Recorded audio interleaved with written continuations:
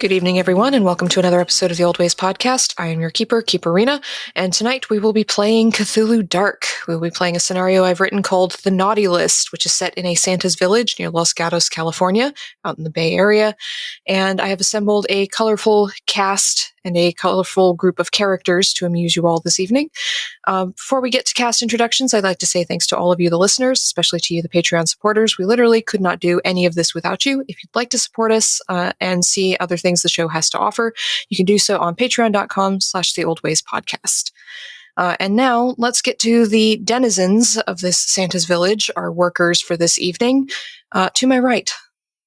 Hey, it's me, Miranda, and I am playing 21-year-old Jody Herman, slinging snow cones at good old Santa's village. And absolutely thrilled to be here, no doubt. And next to Jody. Hello, my name is Bunny, she, her, and I'm playing Lenora Nelson, also she, her, the 28-year-old Mrs. Claus for this Santa's village. Wonderful. At the end of the table?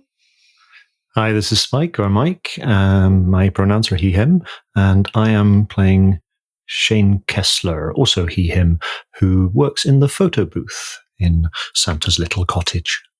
And does an excellent job, I have no doubt. And last but never least...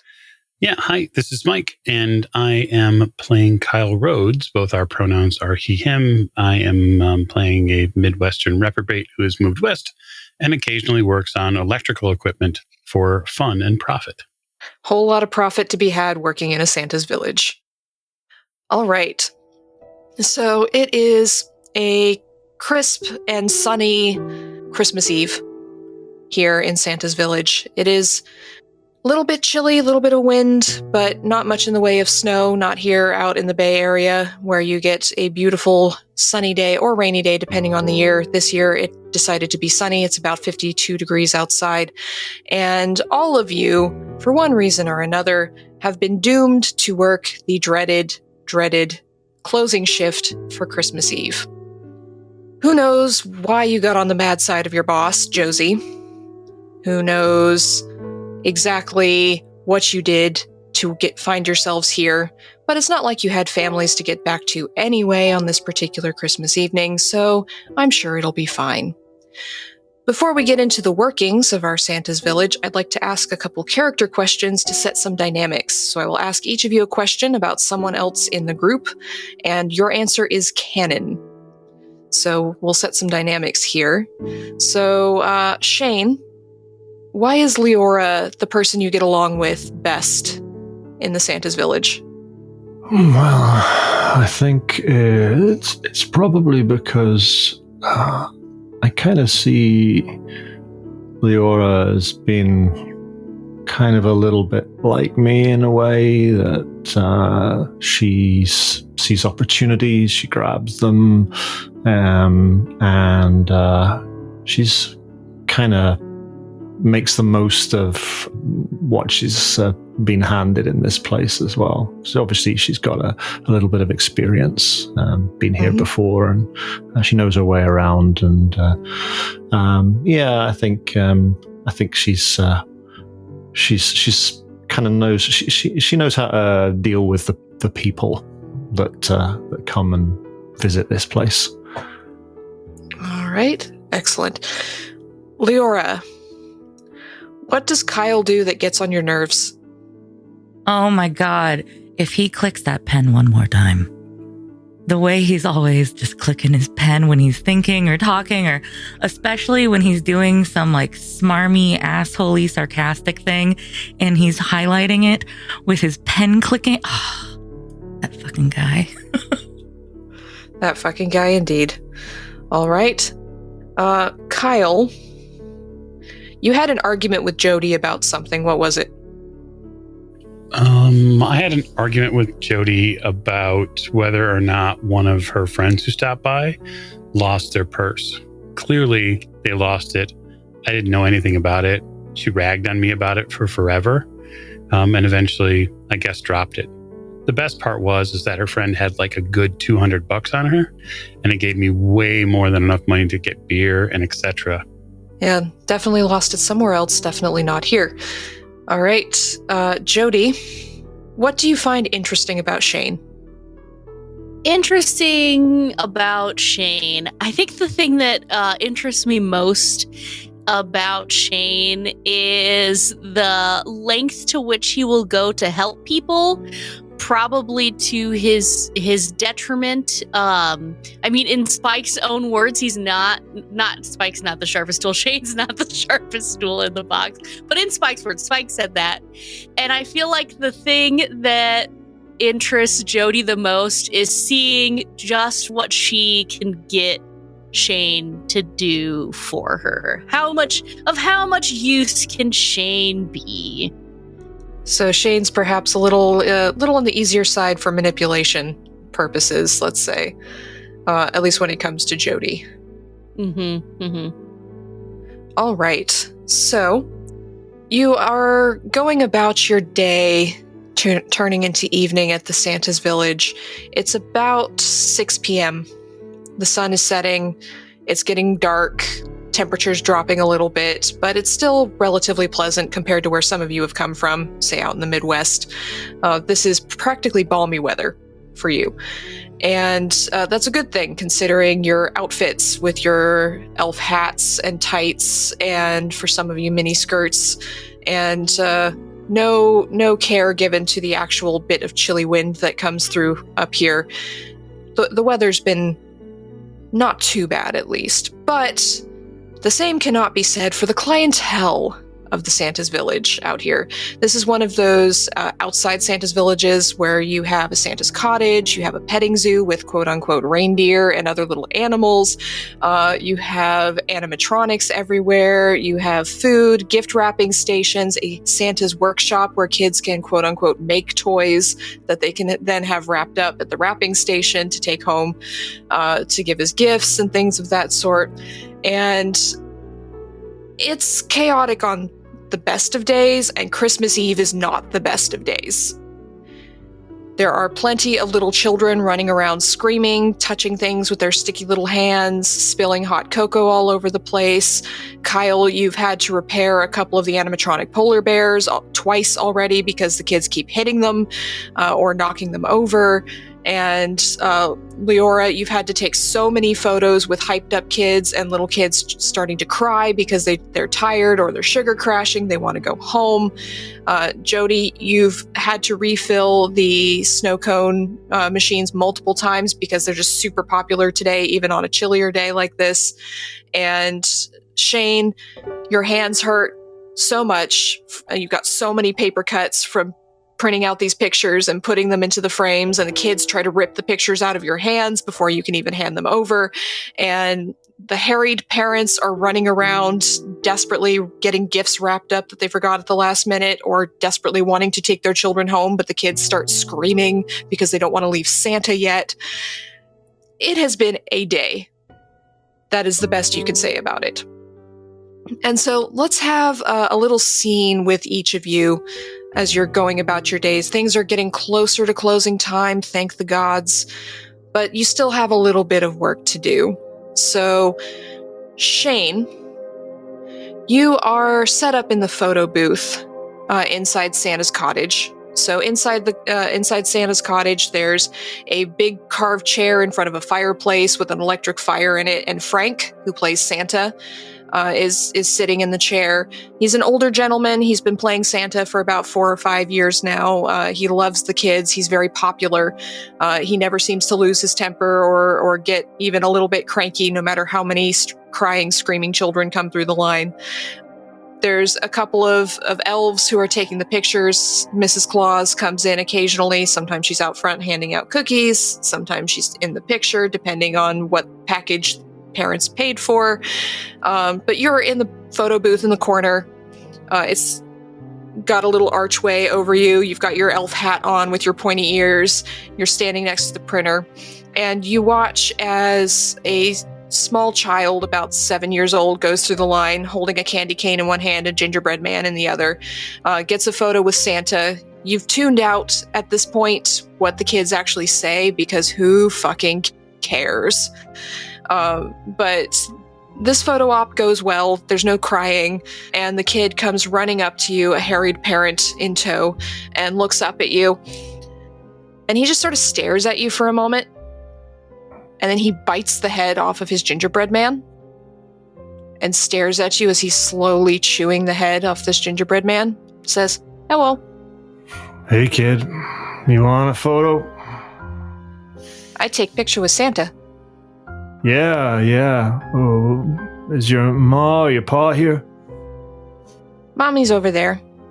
And you see a middle-aged woman who with 3 other kids in tow, who's talking to one of the elves and gesticulating about something. Well, you tell your ma if you want a photo, it's $20. I have a candy cane. Yeah, sure, kid. It's a real nice candy cane. Listen, you want a photo? I gotta see your ma if you want a photo. Can I see a picture? I gotta get your ma to say she wants to buy it before I can print it out. And the kid looks behind him and waves over at the woman who comes running up and just hurriedly slides you a $20 bill. Just one, just the one, please. Just the one. We got a special offer on: buy 3 get 1 free. Just one is fine, please. Adam, calm down. You want it in the gold frame or the plain frame? Gold frame's $5 more. Plain frame is fine. Plain frame. You just want the one, yep. And I'll go over and set the machine up to print off the photograph and go and get a frame out of the box. The little kid is still staring at you the whole time, and now he's bitten the arm off of his gingerbread man, very slowly and methodically. You got a cute kid there, huh? Yes, they're all delightful. And she slams the $20 bill on the stand and then moves away for a moment because one of the kids has started running off in the other direction. Just grab the photo and come after me, Adam. I'll pick the $20 bill off the counter and put it in the till, frame the photograph and go hand it over to him. There you go, Adam. There's your photo. It's a real nice photo. You come back next time. Have a good Christmas. He takes the photo in one hand with the sticky candy cane hand, and then bites the other leg off the gingerbread man and looks at you. Sure, you're sure enjoying that gingerbread man. You've been naughty. What? Santa knows. You've been naughty. Oh yeah. Santa's got all the naughty and nice list. Yeah, sure. Yeah, that's right. I ain't been naughty though. I've been a good boy. You been a good boy this year, Adam? You've been very bad. And he shakes his head very slowly, and then he shoves the rest of the gingerbread man in his mouth, and he starts skipping off. But you can hear him singing in a very low, off-key voice. Santa Claus is coming to town. Jesus, psycho kid. My God. Who's next for photo? And you go back to printing off photos for these weary parents and their overhyped hyped up children. So we'll leave you there for the moment, and we will go down to Santa's workshop with the animatronics and the elves moving around. Kyle. Hello. You are fixing up one of the electronic train sets that one of the kids tried to pick up and play with. There's one of those little tracks that goes around the floor. Yeah, I am probably not working so hard to obscure my rather colorful language while I fix it. Yeah, just hang on, okay? Just over there. Stay on the other side of this right now. I'm trying to fix this shit. But I want to play with the train. Yeah, you know what? I want a 3-day weekend. You can play with the train when it's fixed. And a small child bursts into tears as their parent pulls them away in a hurry. I go back to fixing the train, but I'm also going to sort of stare out and look around and see how many other parents are here who are just, being lackluster parent of the years by hanging out on the outside of all of the tents. So that way they can get a moment of, peace from the brat that they have christened into the world. Yeah, there's a parent, a younger man, looks to be kind of tired. You see his partner is carrying twins, 3-year-old twins. She's trying to wrestle with them, and he's snuck off for a moment behind one of the Christmas trees, trying to stay out of sight just for a moment. You see him take a deep breath and then release it, and he rubs his eyes. That's a new one. Well, twins. I shake my head. I put this back together and go to basically the next problem. I'm sure that the kids here have invariably screwed another part of the track up, so I'll just go to that one. Mm-hmm. I feel like it's likely whack-a-mole. It's pretty much just go from one to the other. As soon as you fix one part, there's another part that needs doing. You're probably going to have to take a look at the snow blowing machines that are outside for the fake snow that fills the atmosphere, because those break down on the regular. But an elf comes up to you. This is Graham.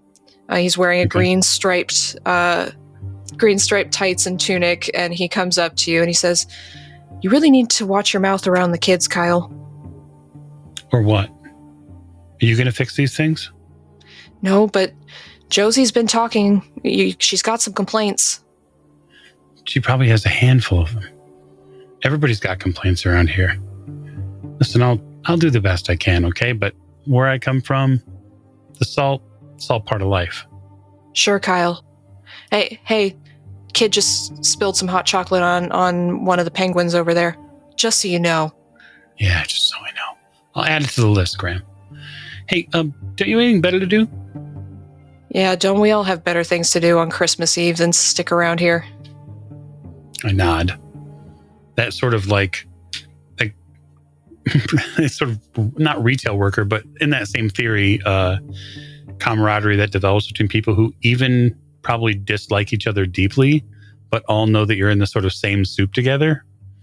Yeah, and then I go to a penguin. At least I'm not working the closing shift, he mutters under his breath. What the fuck did you do to get that? And he wanders off. Wouldn't your mother love to know? Prick. Daily. I keep going. You go up to the penguin, and some small child or 3 has spilled hot chocolate all over the eyes and the beak of this penguin. It normally opens its beak up and down to sing along with some of the Christmas carols that play, but it's now just kind of stuck. The beak is half open. Is the child there?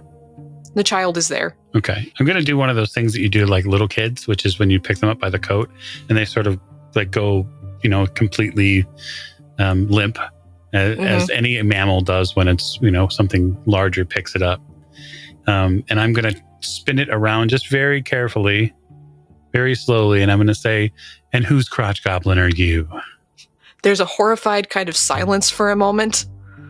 And then a woman comes hurrying up away from one of the tables where she'd been working on a craft project with another child. Says, "Evelyn, what did you do this time?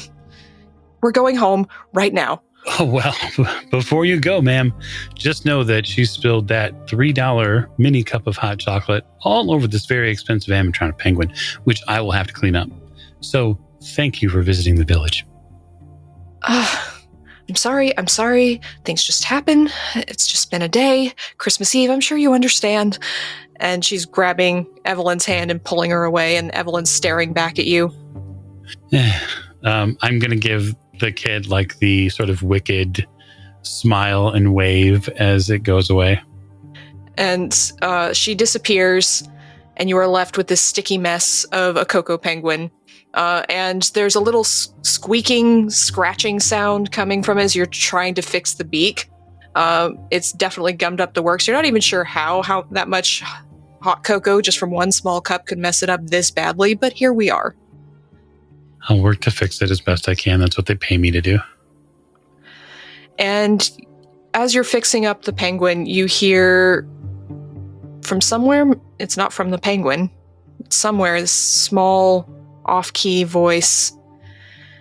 He knows if you've been bad. I look around. Can't see anyone singing. I chalk it up to yet another, faded memory of drugs gone past and continue with work. Yeah, drugs gone by will do a lot to your brain, what's left of it. So you go back to fixing up the penguin, ignoring the cheerful, inane Christmas music that you've been hearing nonstop since the 1st of November, and the crying and the cheering and the laughing all around you. And we'll leave you there for the moment. Jody, over at the snow cone stand, your hands are cold. You're not allowed to wear gloves. It's a bit windy. You're passing out these snow cones, and you've had a long line all day. You don't know why there's so many people coming out on Christmas Eve. Don't they have better things to do than come to a Santa's village the day before Christmas? But here you are. And a parent comes up to you and says, "I'll take 4, please. I don't care what color, just 4. Yep, right on it. 1 second. Get the machine going. Get their frickin' snow cones. I just do all one color because who gives a fuck? Just grab the green, getting all green on it, and they're not good. I'm not getting permutation with the snow cone flavoring. It's gonna be flavor on top, nothing on the bottom, just fucking frozen water. So that's what they're getting. Sling them back to them. Here you go. That'll be. Hold on. What year is it? I have to account for snow cone inflation. Is this modern? It's modern. Okay, that'll be $30. The parent just kind of sighs. Do you take Apple Pay? Yeah, of course we take Apple Pay. Tap whatever you want. But first, it's going to ask you a couple of questions. And they hurriedly tap on the screen, and then tap their phone against it and walk away muttering something to themselves. And you can see they didn't tip. Oh yeah, I know. And they had to go out of their way to do that because on the machine it only has the options for 15, 20, and 25%. Like they had the other, which was smaller and to the side to not tip me. So yeah, they intentionally did not tip you, which is bullshit. But here we are. Yeah. And next in line is a small child who is holding a cup of hot cocoa in one hand, and they're looking up at you. The tip of their nose is red. Maybe they've got a bit of a cold, and they're staring up at you, and they push with their grubby little fingers a $5 bill. Purple. Kid, this isn't enough money for a purple. I just sold 4 of these for $30. But I want a purple. Yeah, okay, but there's this thing called tax. And so it's 5 plus tax. Where are your parents? Where is this? Hey, where's this kid's parents? Where are you? You can't just leave them unattended here. They can't. You got to be with them. I want a snow cone. That's great. Daddy gave me money to buy a snow cone. Your dad doesn't know much about snow cone inflation. And the kid stares at you very, very intently, the way kids do when they don't understand, but they want something from you. I stare back at them. What's inflation? What's inflation? And the kid looks around and says, Daddy! Oh, thank God. And a man comes walking up to you. He's counting change into his wallet. He looks up and he goes, he looks like he's about to swear, and then he stops himself just in time. I say, hey, Daddy, sorry, he doesn't have enough money for a snow cone. It was $5 last year. I know it was $5, and I don't do the prices. Mr. Santa Claus is the one that does the prices, not me, so I apologize. But I get into a lot of trouble if I'm just handing out snow cones for last year's prices.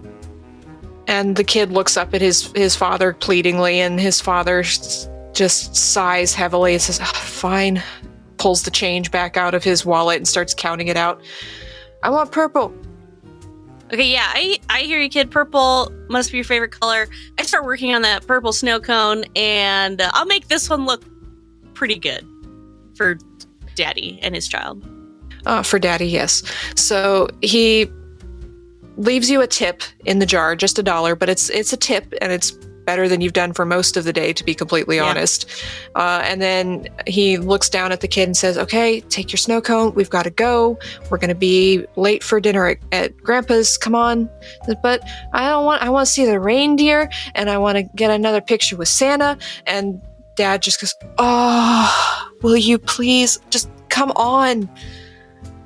And the kid takes the snow cone and looks at you, takes a big lick of the snow cone, and says, you've been bad.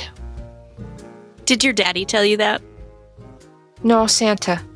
Oh, that pervert? That guy's weird. And he should not be talking to children like that. Santa knows everything. And he knows you've been naughty. And he's got cameras all over this fucking place. And yet here we are, still working. Because guess what? For as much garbage and dirt as Santa has on me, I probably have 10 times on him, kid. I'm just saying, don't believe everything Santa tells you. He looks like he's calculating something in his brain for a moment, says, you're in trouble. And then he skips off with his snow cone. Bye, kid. Bye, Daddy. And you hear Santa Claus is coming. Just carried on the wind, this low, off-key, childish voice. Oh, they turned off Mariah Carey. Yeah, Mariah Carey has been playing almost nonstop today. It's been very, very irritating. But the line is forming again as people come in for their last-minute snow cones, so we will leave you there for the moment, hurriedly trying to get through the last of your night so you can finally fucking close this place up and just go home to your sad little life and your sad little Christmas, whatever that may be for you. So, Leora, Mrs. Claus, it's been a tiring day for you. Part of your job entails standing outside Santa's cottage for part of the day, passing out cookies, little gingerbread cookies to kids. Part of your job involves taking pictures with them and with Santa. Part of your job just involves just being so fucking nice to everybody because you're Mrs. Claus and you have to have a persona. And it's been great. And at this moment, you are standing out in front of the Santa's cottage. The sun is setting. Parents are hurrying their children along, but you still have a few cookies left in your basket. Your dress at least has long sleeves. You've got a little muff that you can use to be part of the scene. You've got your big rosy cheeks, and the gray wig is itching because it's a cheap wig, of course, probably from Spirit Halloween or something like that. And you are passing out cookies to the children. And a small child comes up. And you think you've seen this child before? You're pretty sure they got a cookie from you already, but they're just standing there. They're wearing a sweater that's got reindeer on it, and the reindeer nose has a little red pom-pom stuck to it. And they look at you with these big eyes and says, Merry Christmas. Oh, hey there, little one. Merry Christmas. Have you been good this year? Mommy says I'm a holy terror, but I think that means holy is a good thing, right? Holy is generally a good thing, yes. She hands a cookie over, not really sure what to do with the terror part. Not my business. Do you like being Mrs. Claus? Yeah, it's very nice. I get to hang out with the elves all the time and give cookies to little angels like you. Do you make cookies? Oh, sure, I love to make cookies. I wish my mama would make cookies. Have you asked your mother to make cookies? Yes, and she just cries. Oh. Tell her to try making Xanax cookies next time. I mean, here, have an extra cookie for your mother.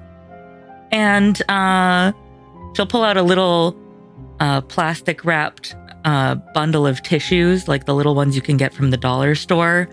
She'll just hand out a thing of facial tissues to the kid and be like, these are for your mom with that cookie, okay?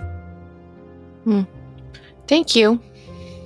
You're welcome. And the kid takes a big bite of the cookie. Have you been good? Best as I can be. Mrs. Claus should be good. I try to be a good person. Don't we all? You're not a good person. Excuse me? Just stares up at you with these big blue eyes. Takes another bite of the cookie. You've been on the naughty list. Mrs. Claus shouldn't be on the naughty list. Well, that's really between Mrs. and Mr. Claus, don't you think? Santa told me.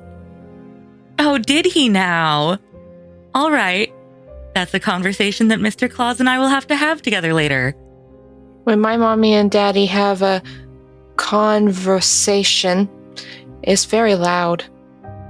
Is your mommy around by chance? No. Is your daddy around? Is an adult with you? Daddy is with his secretary. Oh. And are they on this location with you? Like, are they in Santa's village right now? No. Mommy said some very bad words about where they are. Okay. Great. That's fantastic. All right. So here's what I'm going to try asking this time. How did you get to Santa's village? Did you come here alone? No. Who did you come with? There's a couple of people who turn their heads to look at you now because you raised your voice and gotten a bit loud. And the kid just looks up at you and says, "You're on the naughty list," and shakes their head. And then shoves the rest of their cookie into their mouth and just skips off. What a little angel, am I right? She'll say to the people sort of staring her direction. Kids are so cute at that age. There's a couple slow nods, but the parents are far too wrapped up in what they're doing with their own children and trying to get the hell out of here with their sanity more or less intact to actually get involved or bother you in any way. So you finally all wrap up your business for the main part of the day. The families leave, piling their overhyped, oversugared, exhausted, emotional children into their cars. They take the last of the cookies, the cocoa, the presents, the pictures that they've taken with Santa, everything with them. And at last, they drive off. Finally. It's about 7:30 p.m. The sun has set. It is dark. The other employees begin to leave. Graham gives you the finger, Kyle, as he walks off to his car. Saying, "Have fun closing up shop." Oh, I will. Don't worry. And gets into his car and drives off. And as the last of the other employees leave, a sleek, modern car comes driving in. It's a very nice car, much nicer than you'd expect for someone affiliated with a Santa's village in the middle of the mountains out here. And parks near the gate, perhaps to make a quick getaway. Who knows? And a woman steps out in a business suit. She's got dark hair. She's petite, but full of energy. She's wearing heels, which are incongruous with the entire setting around her. And she looks at the four of you as you come out of your booths and gather at the front of the Santa's Village. And this is Josie, the manager of Santa's Village. You rarely see Josie. She's not here unless she absolutely has to be. The manager's office at the back of the village is far more often empty than it is full. But of course she has to be here to close things up, at least for the moment. And she looks at all of you and smiles and says with a very fake cheery voice, "Well, Merry Christmas, everyone. Thank you for staying to close this evening. I know you don't have anything better to do, but it's greatly appreciated." Yeah, sure, no problem, Josie. Everything's pretty closed up now. I guess that's it for tonight. Yes, well, you're going to have to do all the closing down of everything. She pulls out a set of clipboards with checklists attached to them, passes one to each of you. I know you haven't closed on Christmas Eve before, so there's some things that need to be done. You need to put away the electronics, lock up the petting zoo, clean everything up. Jody, make sure the machines are clean this time. We had a little bit of an issue the last time you closed and the opening team came in and things were a bit sticky. She says with a grin still plastered on her face. Well, that's fine because we're not opening again. They need to be clean enough to put away for next year so we don't get ants in the machines, Jody. Do you want that to come out of your paycheck? Because if we have to buy new machines, that's coming out of your paycheck. Paycheck? You do get one of those. Oh, I know. It's just very small, so just saying. And if you don't want it to be zero, you'll make sure the machines are clean, won't you? Yes. Yep, I sure will. I'll give you a hand there, Josie. I'll give you a hand there, Jody. It's not my name, but okay. That's why I said it twice. I actually like the idea of Shane calling me Josie occasionally. And she looks around at all the fake snow that's flitted out into the gravel parking lot and says, well, and we'll need the snow cleaned up because it's a pollutant if you leave it out too long. The majority of the animals from the petting zoo have been picked up already, but the ones that stay overnight, we're going to need you to check on those, make sure they're put away, fed and everything. Make sure the bathrooms are clean. You know what children are like. Weird as fuck. I guess the sooner we get started on it, the sooner we'll be finished, huh? Also, I think labor laws state that you can't take the cost of damaged equipment out of my paycheck. I distinctly remember reading something about it on Reddit the other day. Ah, yes, Reddit, the bastion of labor laws. It was like on our shitty employers or something. r/anti-work has a lot of laws that we can bring back to you. Yeah. I'm Shane sure. clearly has no idea what the word bastion means. Just give us our stupid clipboard so we can get out of here. All right, here you go. And, well, try not to take too long. We're a little bit tight on payroll at the moment. And a truck drives in through the open gates behind her and parks in the back of the parking lot near your own vehicles. And a man gets out wearing navy blue security guard's uniform. And this is Jorge, who is the evening security guard for Santa's Village. And he says, sorry I'm late. Traffic getting up 17 was a bitch. Hey, Jorge. Hey, Ori. Hey, guys. Oh, hey, before you leave the clipboard and stuff, I was actually meaning to say something to you. And Jorge, maybe you know about this too, but Santa's been saying some real weird shit to the kids. So maybe you'd straighten that out with him. Frank? Yeah, I find some of it very inappropriate. Yeah, incredibly inappropriate. Jorge looks a little nonplussed. Yeah, I had a kid come up to me earlier on, and he was acting real weird. He said Santa. I don't know. The kids say weird things. I think that it's inappropriate that a child told me that Santa said that Mrs. Claus has been naughty. Josie keeps this smile plastered on her face. This feels like sexual harassment to me. Well, we'll have a word with Frank. That doesn't sound like something Frank would say. He's such a nice person. Mm-hmm. I don't think it was Frank. I think those kids were just making it up. Sure. The one that I saw, he was real creepy. His mom was all right, but he was like, he just kind of looked at you. I don't like it when the kids look at you. Where else are they supposed to look, Shane? Really? I don't know, but this one, he just looked at me and he made me feel real uncomfortable. So Kyle's not talking during this time, but he's holding the clipboard and he is mashing his pen as hard as he possibly can. Leora, it's setting your nerves on edge. Just click, click, click, click, click, click, click, click. Fantastic.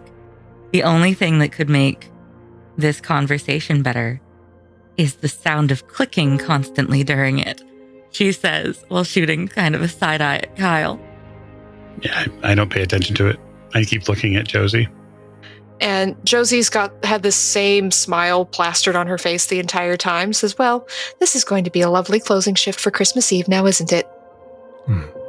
Absolutely. Well, where do you want me to start, Josie? I can start wherever. If you could start by packing up the photo booth, Shane, that would be great. I appreciate it. Sure. I'll get on that right away. And he'll kind of take his clipboard and start walking back over to the photo booth. He walks with a bit of a limp. His right leg is clearly, he's got an injury of some kind. He always has this kind of slightly rolling gait as he walks. Jorge, if you could start by just walking around the perimeter, making sure everybody's out, there's nobody loitering around, no teenagers causing mischief, although I don't know what teenagers would be doing up here on Christmas Eve. They've got better things to do, unlike us. And Jorge just kind of rolls his eyes and says, Josie, I got kids, man. Like, why am I up here? Says, your kids are with the ex, and we all know it, Jorge. So don't try to pull that bullshit on me, okay? Okay, great. And Jorge just sighs heavily and walks off. He goes and closes the gate so that no more cars can come through. The gate has this big archway over it with candy canes and mistletoe and everything hung on it. And he kicks it just a little bit before he closes it. Kyle, if you want to start with the snow machines, get those packed away, that would be great. Hey, we have all the directives here on the clipboard, right? I sort of tap it 2 or 3 times, right? Yes, that's what a checklist is for. Yeah, we can follow it. Thanks. And I head out. Okay. Yeah, Kyle, if you could do that snow machine, that'd be great. I walk away, middle finger in the air. And Leora? Yes, Josie? You're so great with the animals. If you could just check in on the petting zoo for me, that would be wonderful. Of course, Josie. I'd be delighted to. Cookie? No thanks, I'm on a diet. Oh, well, looking great. I'll go check on those animals for you. Thank you so much. And her smile has not left her face this entire time. Leora tries to be a pretty, cheerful, charming kind of lady, but God, she's just so unnerved by Josie. So she just kind of leaves now. She doesn't wait for more meeting to happen. She has been given a task of animals, and that means walking away from that creepy smile finally. So she's just gone. Jody, snow cone machines, off you go. Come on, we've got work to do. Teamwork makes the dream work. Okay, yep, I'll get right on that. I'll be in the office doing payroll. I start walking towards wherever Shane went. You start following after Shane. Okay. Yeah. I'll be in the office if anyone needs me. You shouldn't need me, though, right? Because you're all professionals and you know your jobs. Yep, we'll definitely not be talking to you before we leave. And she walks off down the middle towards the manager's office at the back of the Santa's village. It's gotten a bit colder. There's a distinct coldness to the wind that wasn't there before. The wind seems to have picked up. It's not just a chill. It's starting to feel a bit more like a Christmas sort of setting for you, especially those of you coming from colder locales. No snow, the sky is clear, the moon is bright and heavy, but it's definitely getting colder. You hear Jorge cursing to himself as he starts moving along the perimeter of the Santa's village. He's cursing very, very fluently in Spanish. You've all picked up a good bit of Spanish profanity by this point, just from being around Jorge. I think Shane will sort of head back to the photo booth, and I mean he's already kind of tidied it up a bit when he finished. And part of the tidying up is helping himself to a few bucks out of the till, making sure that he's got some of those credit card receipts in his pocket, and notes of the credit card numbers of some of the parents who've paid for the photos in that way. He's also got a couple of photographs of the people that match those credit cards. He knows a guy who pays pretty decent money for that kind of information, and that supplements his income, and enables him to purchase the medication that he takes pretty much on a daily basis. And so he carries on finalizing, putting things in boxes and packing them away and closing up, kind of looking around just to make sure there's nothing nothing that needs tidied up, maybe around the photo booth area. I don't know if Jodie is heading over that direction to join him, or if she's going off a different way. Well, as you go into the Santa's cottage and start packing up the picture frames that are left, cleaning up. Some of them broke, fell off the box when you were moving too quickly and you just haven't had time to sweep up the glass. You hear in your head, "Why'd you do it, Shane?" Who's there? Someone there? I wasn't any threat to you. Who is that? Come on out where I can see you. It's your fault. Listen, this ain't funny. Who is that? Come on out. Where are you? It's your fault. It's your fault. It's your fault. What are you talking about? What's my fault? Who are you? What do you want? Oh, you know who this is, Shane.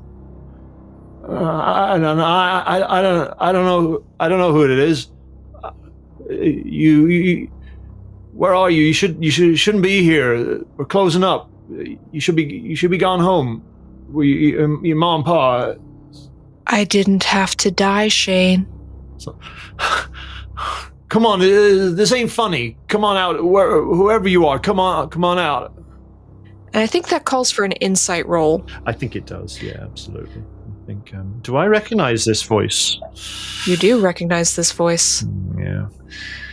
So you start at 1 insight, roll a d6. If you roll over a 1, your insight goes up by 1. Okie doke. I'm rolling my insight die. That's a 2. So you definitely recognize this voice, Shane. It's a voice you haven't heard in years. And it's echoing around inside your head. I'm going to sort of start moving boxes around, looking behind things, trying to figure out, come on, listen, this ain't funny. Yeah, you shouldn't be here. Whoever you are, you shouldn't be here. We're closing up.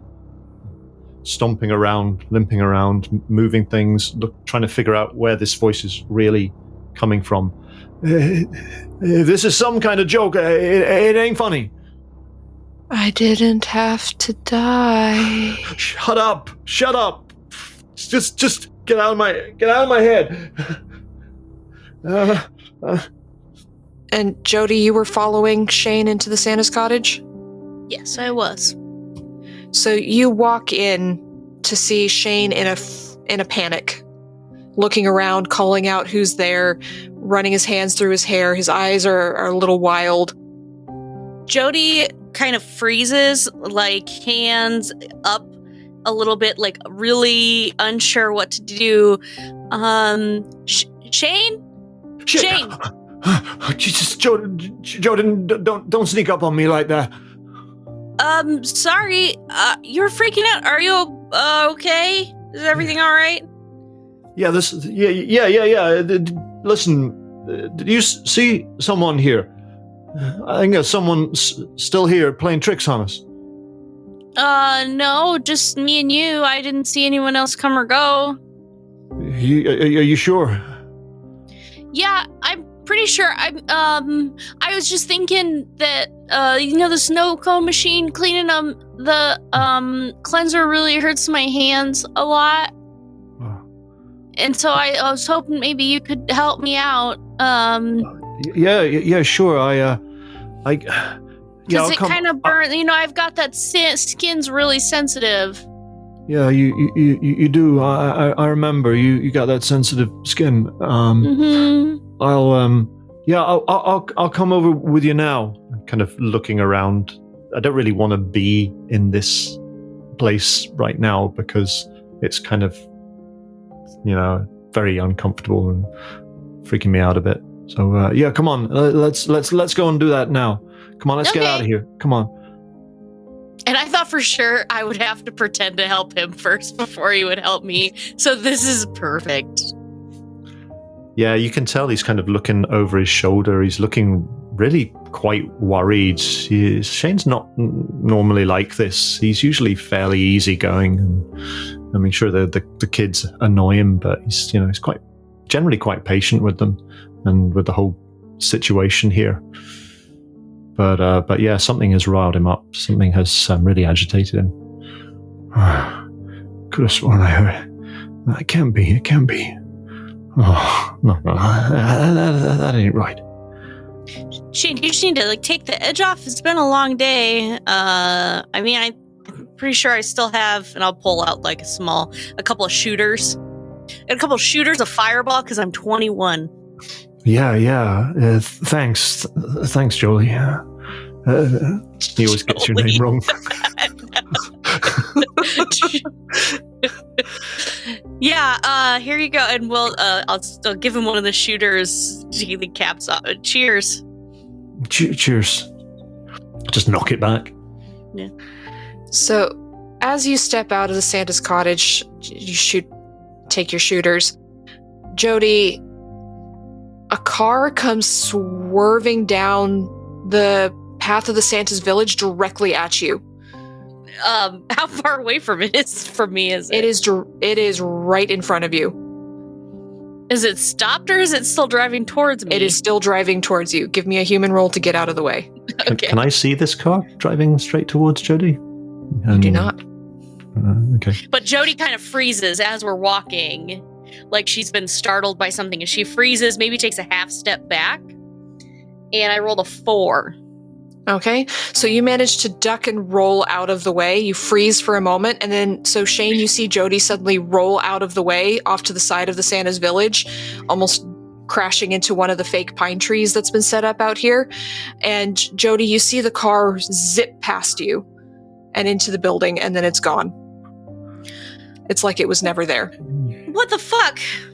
Insight roll, please. That's a 5. Okay, so your insight goes up by 1. Okay. You swear you recognized that car, Jody. What car does it look like a car I formerly owned? It does kind of look like a car you used to drive. Did you... Shane, did you see that? Someone that drove right through here. You're right, someone is still here. What are you talking about? I'll kind of come over and reach my hand out to pick you up. What are you doing? You just threw yourself over here onto the ground. Why'd you do that? Yeah, to get out of the way of a moving vehicle.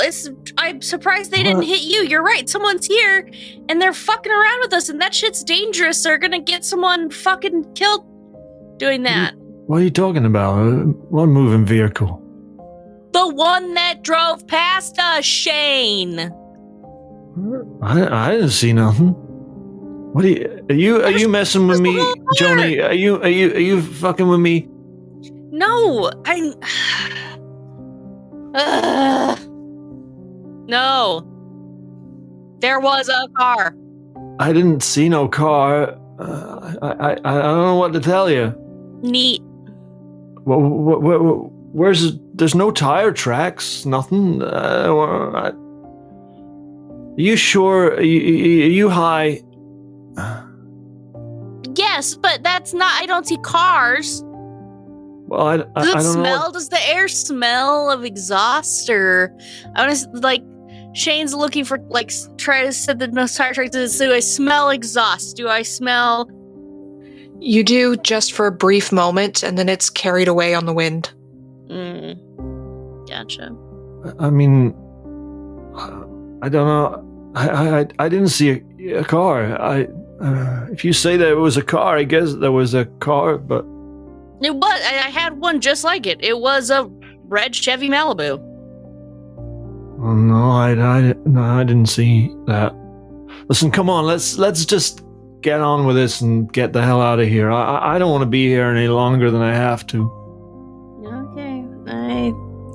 Me the fuck neither. So the two of you make your somewhat unsteady way towards the snow cone stand. It's gotten colder. All of you feel this as you're going in your respective directions. It's dropped a good 5 degrees at least out here. Very rapid temperature change. It is cold. And your thin elf costumes are not helping very much. Are they the kind where the design is printed onto them? Of course. Like it's not a sewn on decorative design. It is a fabric with a printed on pattern. It is a printed on pattern. Love it. Yeah. So your steps jingle each way, each step that you take as you make your way. The little bells on your shoes and your hats sounding a little ominous in this cold, quiet night. But you make your way to the snow cone stand. So, Kyle. Yep. Where were you making your start for the night? I think the ask was to go to the snow producing machines and bring them in. Yes. Yeah. So, put on the work gloves and start wheeling machines in. And, Okay. You put your work gloves on, you start wheeling the machines in. One of the machines appears to be busted. It's not puffing out any snow. Like you go to turn off the machines and one of them is just making little sparks. Okay. So first thing to do would be to disconnect it from any power. So that way we're not trying to work on live voltage. Mm-hmm. And then after that, like, I think that Kyle is the sort of fellow who's the malicious compliance sort of person. And so I wasn't asked to fix the machines. Mm-hmm. I was asked to bring them in. And as far as I'm concerned, that's next year's problem. Yep. And so I'm happy to disconnect them and just bring them in and, maybe take a little Sharpie or whatever and write on one side, make adjustment or whatever the case may be. A little message to maybe myself in the future, like, hey, you got to deal with this. Because, I used to live in the Midwest, but after transitioning out here to the West Coast, I probably have lost a little bit of that Midwestern grit when it comes to the cold. Mm-hmm. And so I don't want to be out here any longer than I have to either. Like, we all got lives. So you write a little note with a Sharpie. You start wheeling the machine, and as you start wheeling this snow machine off to the side, Jorge comes up. He looks a little worried. Kyle, have you seen Frank? He's not still here, is he? His truck's out front. No. I saw him earlier. Yeah, his truck's still out in the parking lot. But I can't find him anywhere. Oh, okay. I mean, maybe he went to go take a piss. What's the problem? He's not supposed to be here. Frank never closes. Frank gets to be Santa and sit in the chair and do the fun stuff and then leave. Okay. And you're worried why? Frank's a grown man, right? Yes, but if he's passed out drunk somewhere, then I have to get him out of here because I can't lock him in here overnight. Hey, this is way cheaper than a trip to the drunk tank. Not to mention, it's festive. Yeah. Great waking up with a hangover, seeing those little penguins leering at you. Hey, listen, every drunk tank is different. Okay, well, we'll look for him in a second. Help me get a couple of these machines in, and then I'll go with you and we'll look for him. Yeah, sure, Kyle. He pulls on a pair of gloves and goes to move the other machine. It's just weird. It's cold, and it's Christmas Eve, and I don't want to be here, and fucking Frank is messing things up. Just fuck, man. Yeah, none of us want to be here, but the honcho, the, sleek car driving, wonderful person is, Josie's hanging out in... Hey, wait a minute. Have you checked the office? Maybe Frank's with Josie. Oh, God, that would be weird, right? Can you imagine her, pushing sort of her way through there to make sure that Frank gets the Christmas Eve send-off that he probably deserves? Oh, man, I hadn't even thought of that. Frank and Josie, oh. That's what's going down. How else do you think he stays so, rosy and bright? Gotta be desperate to do it with Josie, though, man. I mean, it's called climbing the corporate ladder, right? If she's at the top and he's at the bottom, never mind. Let me get these machines in and we'll go look for him. Jorge cackles. So you push the defective snow machine into a corner, and you start to move away from it, but a hand reaches out from the machine and grabs onto your wrist. You hear a pleading voice saying, "Just let me go, mister. Just let me go. I won't tell anyone, I promise. Just let me go." I pull my hand away, or try to pull my hand away from that. You pull. "Please, mister, just let me go. Let me go. You can have the car. I promise I won't tell anyone." Oh, fuck. My brain probably freaks out a little bit, which might be an insight roll, but... That means an insight roll, yes. And... yeah, that's a 3, so my insight goes up by 1. Yeah, I try to yank my hand away for sure. Because I know that voice, and I don't... That's not here, not now. I don't know where that came from. You yank your arm away as you hear the last of the pleading, "Please, mister." And you look back and the arm is gone. Why would an arm be coming out of a snow machine? How did that even happen? But you can still feel that pressure on your wrist. And Jorge's looking at you in concern. Oh. Is it cold? I try to immediately to deflect the situation. Yeah, it's a little colder than normal. But that elf costume ain't helping you out much, man. Are you okay?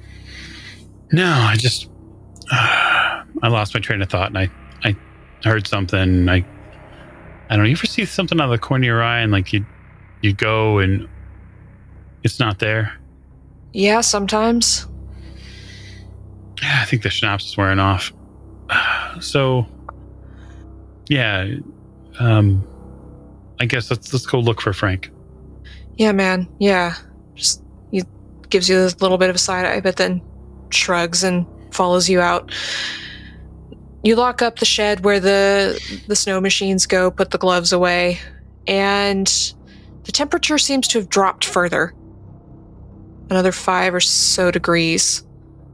You can definitely feel the bite of the cold now. And you hear on the wind, just for a moment, "He knows if you've been bad." I look at Jorge. He's whistling to himself. You gotta cut the singing out, man. It's creepy. Cut what out?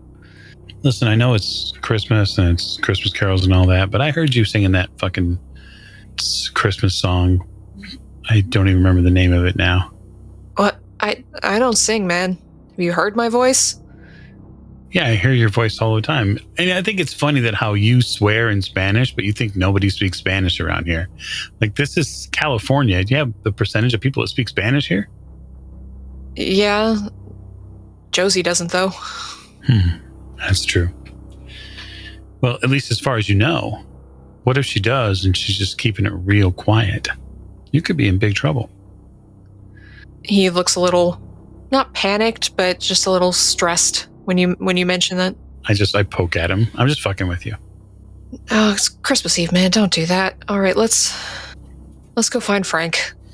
Okay, we'll head off to find Frank. All right. So, Leora, you were headed to the petting zoo, as you were told to do. I'm going to take the Ziploc bag I keep in my purse, and I'm going to dump the rest of the cookies into it. Okay. And seal that up. And then I'm going to go check on the petting zoo, yeah. Well, no one else is going to eat them. It would be a shame to waste it. Exactly. And they're fairly decent cookies. They're probably Pillsbury, but they're cookies. Yeah. Well, one, free food is free food, and free food always tastes better. Two, I'm not being selfish by taking the cookies. I am preventing food waste, which is a real problem in America. So I am doing my best by society right now by taking these cookies. So Absolutely. Yeah. So you make your way over to the petting zoo, which is at the back. The petting zoo has a variety of small animals, including quote-unquote reindeer, which are brought in from an outside farm and then are taken back at the end of the night. But there's the other little animals like the chickens and a few baby goats and things that stay overnight. Someone comes in every day and takes care of them. It's just your job to put them away tonight and make sure they've been fed, make sure they're safe and not out in the cold. These long-suffering small animals. And so you make your way to the back and you're hit with the smell of petting zoo. It's not the most pleasant of scents, and it's even stronger on this cold, clear night.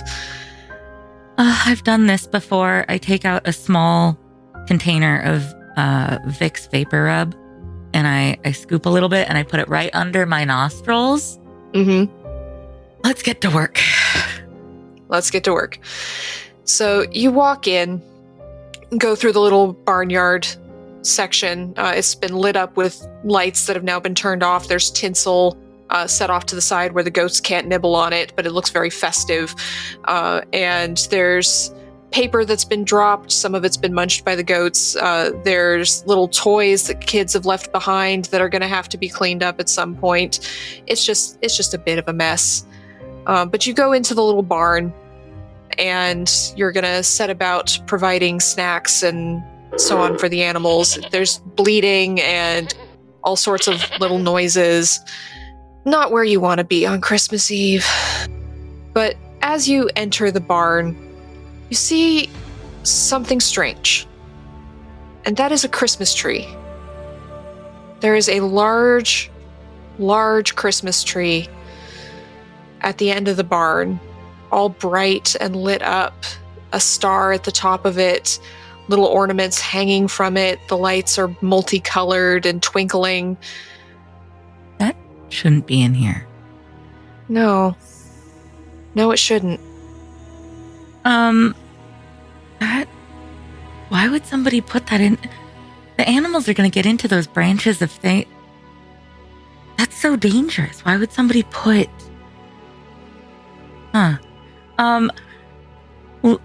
Leora's just going to go and grab some snacks for the animals, kind of avoiding the Christmas tree for now, because that seems like a hazard, and she's just not going to mess with it. Mm-hmm. You go and get food for the animals, start putting water in their pens. Some of the goats nuzzle your hands a little bit.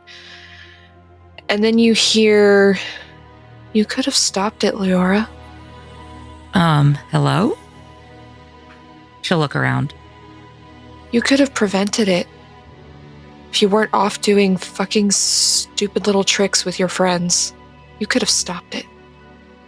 Okay, Whoever the fuck is out there, come out now. I'll even give you one of my purse cookies to shut the fuck up. Come on. Who is it?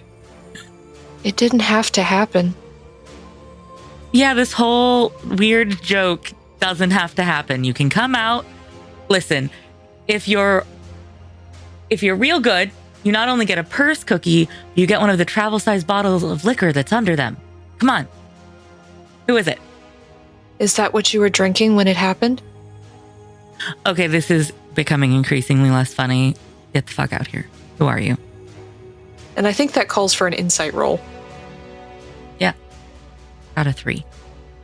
Okay, so your insight goes up to 2. Okay. This is very weird and uncomfortable, and you start to feel a little knot of panic in your gut. Does this voice sound familiar at all? Yeah. It sounds like your mom. She would never swear at you like that, though, right? Yeah.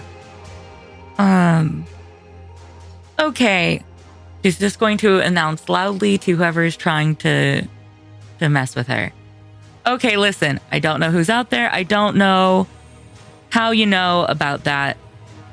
I'm just going to feed these goats, those reindeer, and then go mind my own damn business. You should do the same, okay? And she'll hurry through petting them and feeding them and trying to just get out of here. She wants to be nowhere near this barn as soon as possible. You make your way through feeding all of the animals, and that Christmas tree just sort of looms over you, ominously, till you have to get close to it.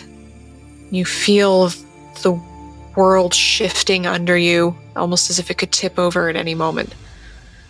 She is going to, as best as she can, scoot along whatever walls, pens, whatever. She's going to be kind of going as close to walls and structures as possible to be as physically far from the tree as she can, even when she needs to pass it. Like, she's not going to walk close to the tree whenever possible. You avoid it as much as possible. It always just seems to be there. You can feel its presence. But as you get to the final pen, where you can't avoid going past the tree, it's not there anymore. Okay, how did they do that? Projectors? Are you using projectors? This really isn't cool. No answer, just the bleating of the goats. Okay, I swear if this is Kyle, I will kill him. So you finish up feeding the animals. You still feel distinctly unsettled. It's creepy. You step out into the cold, and you hear, "Santa Claus is coming. Santa Claus is coming. Santa Claus is coming." Yeah, I bet that freak is. Where is he? And you look around and there's nobody there. Okay, I think Kyle's putting away machines right now. So, or at least that was his excuse for where he went. So I'm going to go talk to him. I'm going to go try to find him. Okay. You go looking for Kyle. So you are all out in various places in the Santa's village. The temperature has dropped again. Kyle and Jorge are walking towards, I believe, the manager's office to try and find Frank. Leora is looking for Kyle, and Shane and Jody are headed towards the snow cone stand. And that's when the blizzard starts. You see all around you, around the perimeter of the Santa's village, a howling snowstorm whips up. There's suddenly drifts of snow where there was none before. It's coming down heavy and thick and fast. It's so cold, and the wind is howling and raging outside the Santa's village. Inside the Santa's village, you feel a few drifts, snowflakes landing on your head, touching your face. You feel the cold of the wind, but the snow is encircling the village. And I'd like an insight roll for that, because that's not normal. Yeah, I think Shane is going to kind of point this out to Jody if she hasn't noticed it. Hey, Jody, you see that? That's weird, huh? Yeah, Shane, it doesn't look right to me, but... That's not normal. I never seen a storm do that before. Do you think... And just hear me out. Do you think that maybe we should say, fuck this place and leave? Like I said, I looked on Reddit and she can't withhold our paychecks. She has to pay us for the time that we're here. I don't know. I don't know if I want to stay. She? I don't want to drive home in that. No, How'd you do on your insight rolls? Yeah, I'm going to make my insight roll just now. Hold on, 1. I rolled a Okay. 6. Okay, so when you roll a 6, bad things happen. You get a Surely further insight into something you should not see, and you will have the chance to roll your insight again.